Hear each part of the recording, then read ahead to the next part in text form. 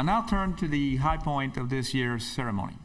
It is my pleasure to announce this year's recipient of the Florida legal profession's highest public service honor, the Tobias Pro Bono Service Award.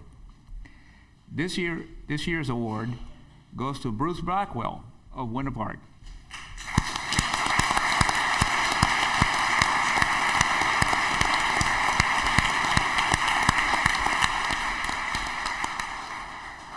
With more than 40 years of pro bono service, Bruce Blackwell has not only provided direct representation of clients, but also has recruited others to provide pro bono representation. Likewise, he has lobbied and strengthened and preserved the network of legal aid organizations serving the poor. In 2014, Mr. Blackwell showed his commitment to service by becoming only the second CEO executive director in the history of the Florida Bar Foundation. He was interim director for 3 months and then, when asked, took the full-time position. He became CEO at a difficult time for the Florida Bar Foundation. Low interest rates had depleted the foundation's reserves, meaning it had to diminish its grants to legal aid at the very time that access to justice was becoming such a crucial issue in the state of Florida. Beyond his work with the foundation, Mr. Blackwell has donated thousands of hours of direct pro bono services. He has consistently and successfully handled cases that are complex, contentious, and even controversial. The Legal Aid Society of the Orange County Bar Association has a knack for handling Blackwell its difficult cases. He has even been known to convince landlords into delaying evictions, at least until after the holidays. Mr. Blackwell has received the Florida Bar President's Pro Bono Service Award twice, in 1997 and 2013. Among other honors, he has received the Florida Bar Foundation's Medal of Honor and the President's Award for Excellence. I cannot name all his accomplishments and honors in the time I have here today, but I urge you all to read about them in the booklet available to you. It is my pleasure to ask Mr. Blackwell to approach the bench and receive the award, shake the hands of the justices, and proceed to the podium for remarks. Mr. Blackwell.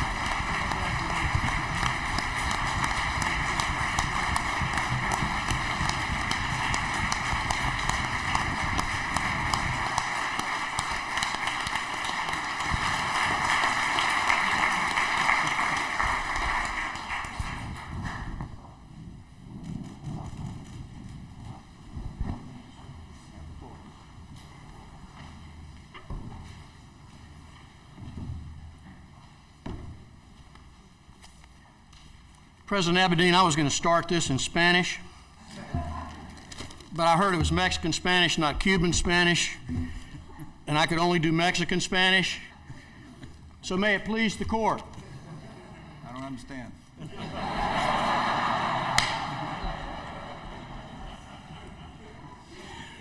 Today and for 3 decades, the leadership of our Florida Bar, together with our very deeply accomplished Supreme Court, have honored lawyers like each of you just recognized for your legacy of free service to the neediest of all Floridians who live in poverty.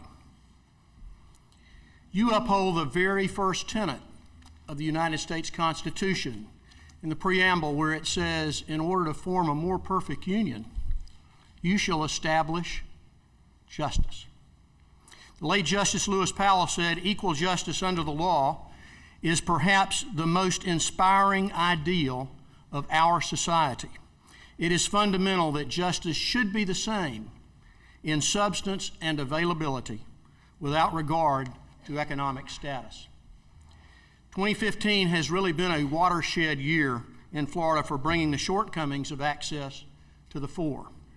And it's occurred under the enlightened leadership of our Chief Justice Jorge Labarga and the prior stellar leadership of our bar's past presidents, like Gwen Young, who is here, Gene Pettis, Greg Coleman, and now President Ramon Abadin. The issue of access to the courts, as all of us recognize, is broader than a lawyer issue. But we as lawyers must be the catalyst for it. We need to effect a sea change in providing civil legal access not only to the 3 million Floridians who live in poverty, 1 million of which are children under the age of 18, but the almost 80% of the people in the state of Florida who can't afford lawyer services at all. We must learn to forcefully advocate to our legislative branch, to our executive branch, to the general business community, and to the clubs and service organizations that we so often serve as directors. We need to help them understand, absolutely understand, if you take nothing else away from today, understand this, that funding legal aid work is truly good for business. Truly good for business. Many of you today are being honored for taking really hard family law cases, domestic violence, human trafficking, immigration cases, veterans benefits, cyber stalking, something we didn't know about 20 years ago, and access to programs that feed, clothe, and house and keep families together in Florida. While other of you have helped put taxpayers back on the roll by your work in foreclosure cases. We can be proud of that work, but the sad fact actually is that at the point in time when the Florida Bar Foundation was funding $35 million a year into legal aid programs around Florida, we met 20% of the need, 20%. And with zero interest rates in the last 8 years, that number has dropped to 12%. Still above the way people now think of Congress, but not a whole lot better, okay? The silver lining, though, is that change is upon us as we all look to improve the delivery of these services to all segments of our society. And I personally look forward to the day when legal access for rural Floridians is the same as it is for people who live in our urban areas, because that's not the way that it is today. Technology is a component. Our young lawyers are a component, all 26,000 of them. Rule changes to make limited representation more available to people is a thing we should look at, as are needed changes to a system that candidly we all designed for ourselves, for lawyers. We need to simplify that system, to talk with what Judge McEwen was talking about. We will work with our courts, we will work with our clerks, we will work with our law schools, we will work with their clinics, and we need to find new funding mechanisms to do this, because what we have has been proven not to work. But we have a leader in the Supreme Court who has his roots in access, our Chief Justice. His parents were Cuban refugees who immigrated and raised a very principled son. He knows just how fragile democracy can be when the courts are not able to act as the third leg of our constitutional stool. As a public defender and young lawyer, he represented the poor. He started his career helping to provide access. And all of us remember his days as a young circuit judge in Palm Beach County during Bush v. Gore. Well, you know, our Chief Justice has fashioned a living legacy for justice. Next, we have Justice Barbara Perriente, also, I might add, from Palm Beach County. She served the Palm Beach County Legal Aid Society, first as a volunteer, then as a board member, and then as a board member of the Florida Bar Foundation. You can read about her passion in virtually every opinion, but she lives, eats, breathes, and sleeps access. And if you ask any legal aid provider in Florida the name of one Supreme Court justice, they will say Barbara Perriente. Thank you, Barbara Perriente. Justice Fred Lewis grew up as the son of a coal miner in West Virginia. very limited economic circumstances. But when he practiced law in Florida, he did lots of things to help the poor, but particularly cancer patients and people with disabilities. And in one case, a woman who had once survived cancer but needed a bone marrow transplant before that was common, worked for the federal government. And the federal government said, we're not going to pay for your treatment. And somehow she got to then lawyer Fred Lewis. And Fred Lewis filed a lawsuit in federal court. 15 days later, what happened, Justice Lewis? Andrew took our roof off. And how do you think lawyer Lewis handled that matter? He went to the federal judge's office. He had the permission of his opposing counsel. He used a typewriter in his office. He finished his pleadings, and 30 days later, the judge granted summary judgment. And how does that make a difference? Well, he lives out a legacy of justice while his own client, who otherwise would have died, lived on. And then there's Justice Peggy Quince. Y'all heard about the ONE program, but Justice Peggy Quince went to Catholic University to law school. She got a huge award when she was in law school for working in the clinic. And what's her first job? She goes to work as a hearing officer for the rent control ordinance in D.C. Now, a bunch of you people are from the 13th Circuit, and you're from Tampa, and if anybody doesn't understand how great this woman is, what her legacy is, you ask any lawyer from Tampa about Justice Peggy Quince. Justice Charles Kennedy started with Holland and Knight in Lakeland, but he wasn't satisfied with that, so he becomes a state legislator. He becomes a congressman. He becomes the general counsel to a very popular governor, and then he sits on the second DCA. And on the very second day that he sits as the Chief Justice of this court, he appointed the Florida Innocence Commission. His legacy for justice literally resonates from his core.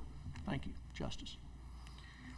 Justice Ricky Polston down here on the end, this is the most brilliant justice on the Supreme Court, all right?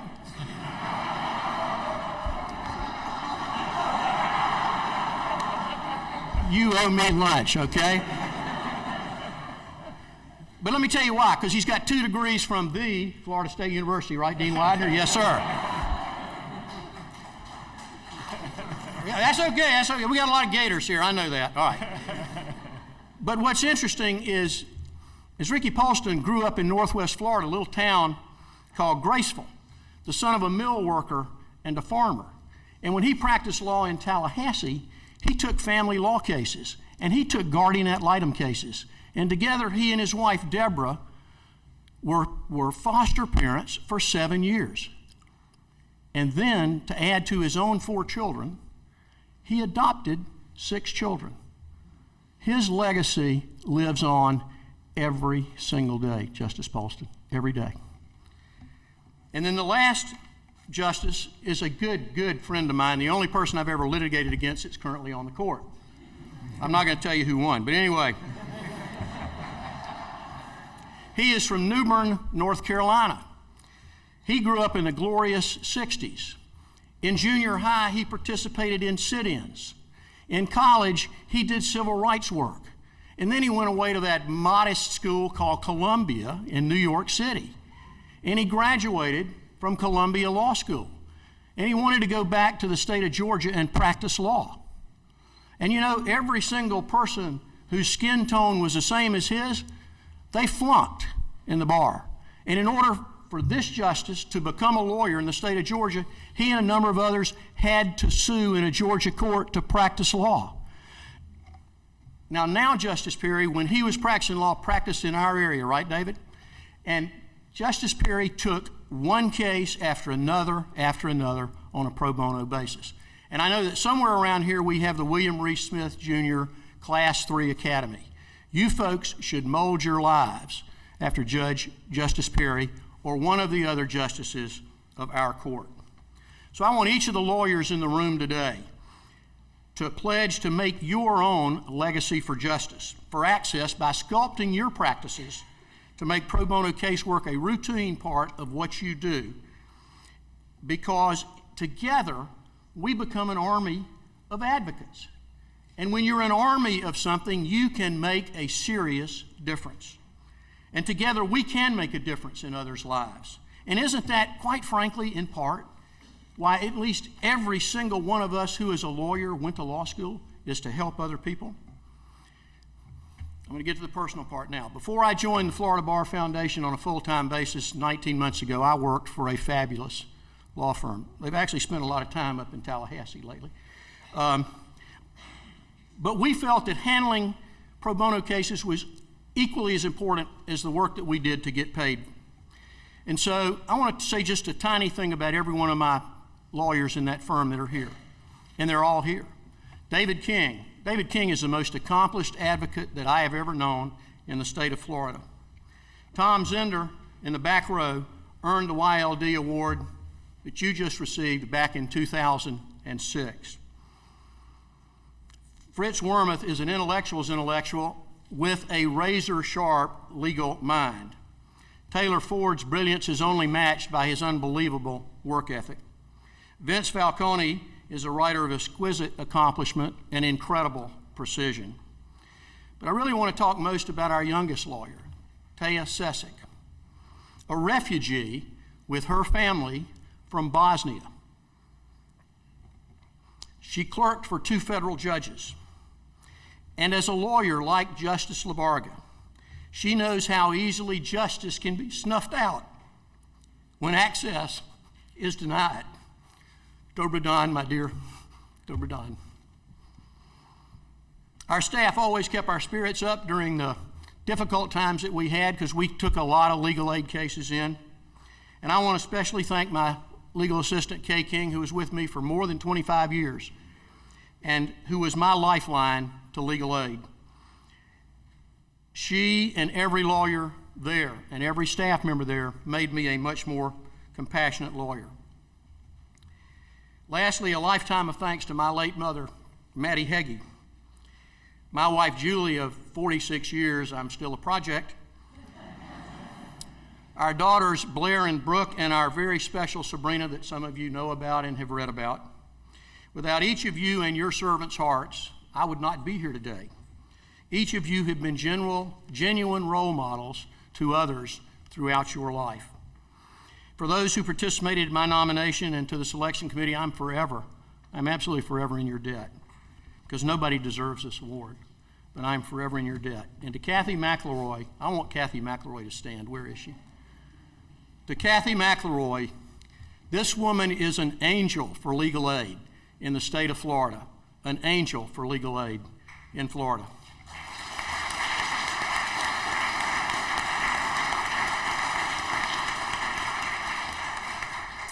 To my Florida Supreme Court and to our Chief Justice, I thank you for this tremendous honor. I am deeply and humbly affected by it.